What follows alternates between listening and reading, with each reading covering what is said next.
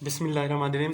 अच्छा, previous video जो हमारी थी उसमें हमने आयोडीन का मेटाबॉलिज्म पढ़ा और थायराइड हार्मोन कैसे प्रोड्यूस होते हैं। सिंपल उसके ट्रांसपोर्ट है, ब्लड में चले जाएंगे तो टारगेट जो है ना टिश्यू वहाँ तक पहुँच जाएंगे। तो इस वीडियो में हमने इसकी डिजीज़ पढ़नी है। तो अच्छा, जो भी डिजीज़ हैं हमने इसको मोस्टली जो दो बड़ी कैटेगरी है उसमें डिवाइड कर देते हैं। एक है हाइपोथायराइडिज्म, एक है हाइपरथायराइडिज्म। ठीक है, सबसे पहले इसकी कॉज पढ़ लेते हैं। जो हाइपोथायराइडिज्म, इसका मतलब T3 और T4 जो है वो कम बन रहे हैं। वो क्यों कम बन सकते हैं?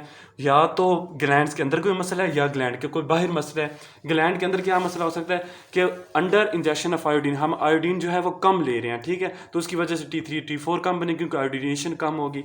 फिर क्या होता है, जो TSH हार्मोन होता है, जो कि पिछली वीडियो में बताया था TSH एक्ट करता है तो T3 और T4 की प्रोडक्शन होती है, वो कम होता है। ठीक है, और अगर TSH ही कम वो बन रहा है तो जो T3 और T4 बन तो ठीक रहे हैं लेकिन उनकी जो रिलीज़ है वो कम हो रहा है। ठीक है, क्योंकि TSH उसकी रिलीज़ के लिए लाजमी है।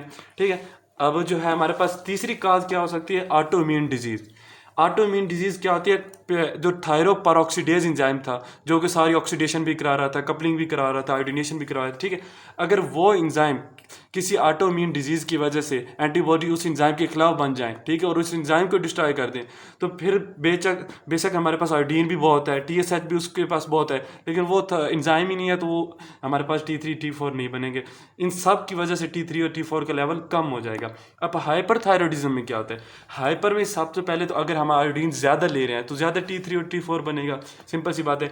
TSH ज़्यादा है तो TSH पीछे क्या स्टिमुलेटर है ऑफ थायराइड हार्मोन, तो वो स्टिमुलेटर क्या करेगा? उसे कहेगा भाई ज़्यादा बनाओ, थायराइड ग्लैंड को पीछे से पुश अप करेगा तो T3 और T4 ज़्यादा बनेंगे। तीसरी कहा, जैसे इधर ऑटो इम्यून डिजीज़ थी, इधर भी ऑटो इम्यून डिजीज़। इधर ऑटो इम्यून डिजीज़ क्या होती है कि एक एंटीबॉडी बनती है जिसे कहते हैं थायराइड स्टिमुलेटिंग हार्मोन की जगह हमारे पास थायराइड स्टिमुलेटिंग अमीनोग्लोबुलिन बन जाती है। थायराइड स्टिमुलेटिंग अमीनोग्लोबुलिन बन जाती है। ये क्या करती है? ठीक है, थायराइड स्टिमुलेटिंग जो हार्मोन है तो वो तो नॉर्मली क्या होता है, जब T3 और T4 का लेवल ज़्यादा होता है ना तो थायराइड हार्मोन नेगेटिविटी इन जो फीडबैक मैकेनिज्म से वो कम हो जाता है। लेकिन जब TSI बनता है ना, वो क्या करता है कि वो लगता है उसी सेम जगह पे जहाँ पे थायराइड स्टिमुलेटिंग हार्मोन था, लेकिन ये थायराइड स्टिमुलेटिंग अमीनोग्लोबुलिन क्या करती हैं? T3 और T4 को बनाती रहती है, चाहे उसका लेवल नॉर्मल से भी बढ़ जाए ना तो ये हमारे पास नेगेटिव फीडबैक से रुकता नहीं है। ये कहता है चलते रहो भाईजान, चलते रहो। तो उसकी वजह से क्या होता है? T3 और T4 का लेवल बहुत ज़्यादा बढ़ जाता है।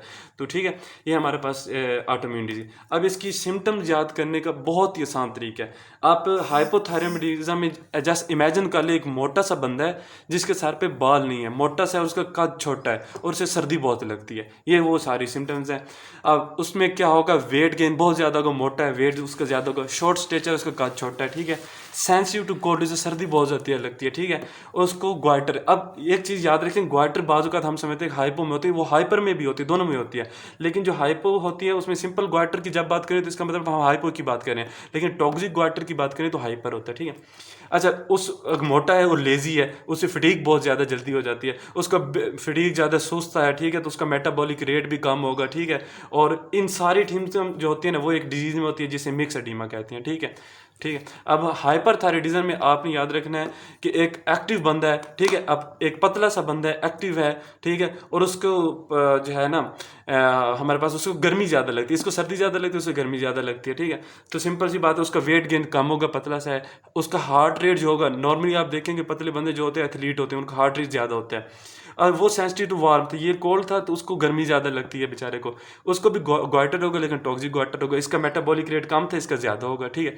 अब इसमें सारे सिम्टम किस डिजीज़ में होंगे? ग्रेव डिजीज़ में होंगे। ठीक है, अब ग्रेव डिजीज़ में हमारे पास एक अलग सिम्टम भी आ जाती है जिसको कहते हैं एक्सोफ्थैल्मस। उसमें क्या होती है? आई जो होती है ना, आई जो हमारे पास ऑर्बिट है वहाँ से बाहर प्रोड्यूड हो जाती हैं, ऐसे लगता है कि गुस्से से देख रहा है हमें। ठीक है, आई बाहर निकल आती हैं, उसे हम कहते हैं आँखें बाहर जब निकलती हैं उसको कहते हैं एक्सोफ्थैल्मस। ठीक है, वो क्यों होता है? क्योंकि जहाँ पे आई बॉल पड़ा होता है उसके पीछे कुछ ऐसी प्रोटीन की डीजनरेशन होती है जहाँ पे उसकी बहुत ज़्यादा एक्युमुलेशन हो जाती है, डीजनरेटिव टिश्यू को, आई को आगे पुशअप करते हैं, तो आई जो होती है ऑर्बिट से बाहर आ जाती है, उसे हम एक्सोफ्थैल्मस कहते हैं। ये हमारे पास डिजीज़ थी और उसकी सब डिवीज़न थी। थैंक्स।